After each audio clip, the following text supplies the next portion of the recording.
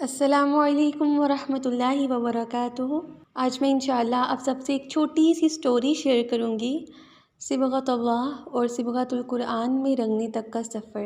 قرآن پاک کی کچھ آیات ایسی ہوتی ہیں جو آپ کے دل کو بہت زیادہ ہٹ کر جاتی ہیں، اور سورہ انفال کی 2-3 آیات ہیں جو ہمیشہ میرے دل کو بہت زیادہ ہٹ کرتی ہیں۔ مجھے ایسا فیل ہوتا ہے جیسے میرا ان آیات کے ساتھ کوئی نہ کوئی ریلیشن ہے، لیکن میں اس ریلیشن کو سمجھ نہیں پاتی تھی۔ میں آپ سب کے سامنے وہ آیات رکھتی ہوں، آپ غور کیجیے گا۔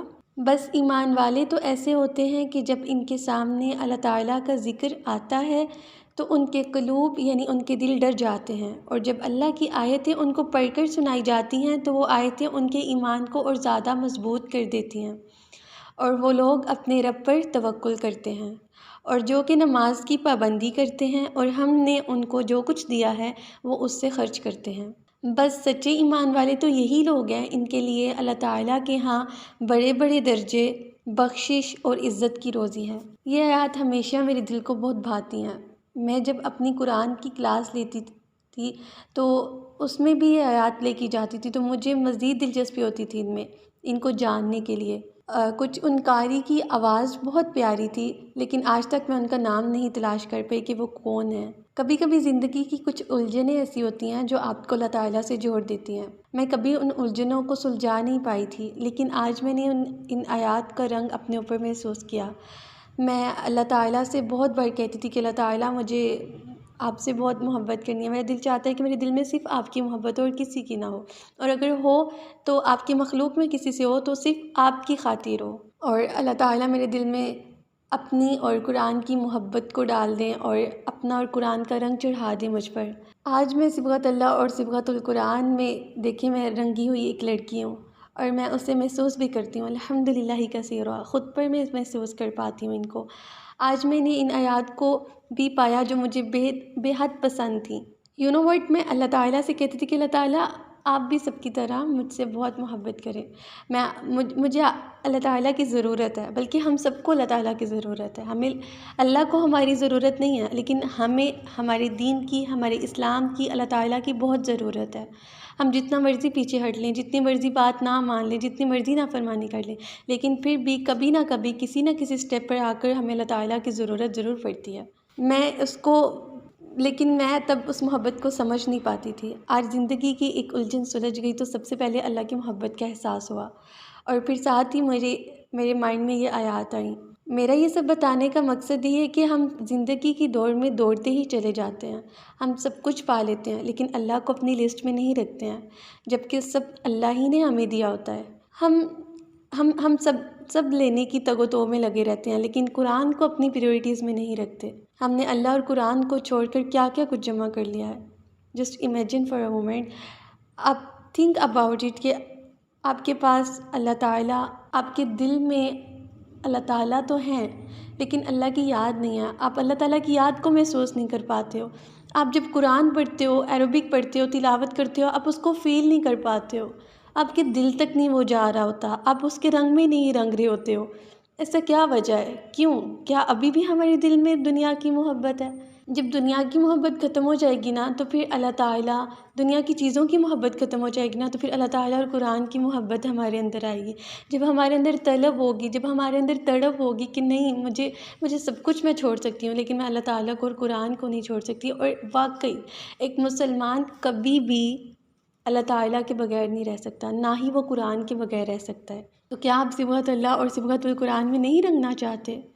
دیکھیں، ہم اللہ کے آگے روز قیامت کیا جسٹیفیکیشنز دیں گے، کیا جواز پیش کریں گے تب ہمیں ایسا نہ ہو کہ ہماری پوری باڈی، ہمارے آرگنز کانپ رہے ہوں، تب تو پوری دنیا ہوگی ہمارے سامنے۔ کیا اس وقت کی ناکامی ہم برداشت کر لیں گے؟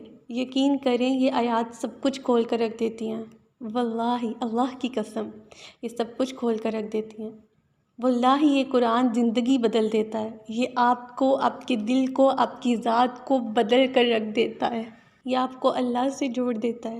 میں بتاؤں، میں نے محسوس کیا، آپ سب بھی محسوس کریں، جب قرآن کو پڑھیں، اس کو فیل کیا کریں، اس کو جانا کریں کہ میرا رب، یہ میرے رب کا کلام ہے، میرا رب مجھ سے کیا کہہ رہا ہے، اس میں باتیں کیا کریں اپنے رب سے، طلب رکھا کریں، اللہ کو مانگا کریں، اللہ سے قرآن کو مانگا کریں کہ آپ کے دل میں اتر جائے قرآن، آپ کی ذات، آپ کا وجود بدل کر رکھ دے۔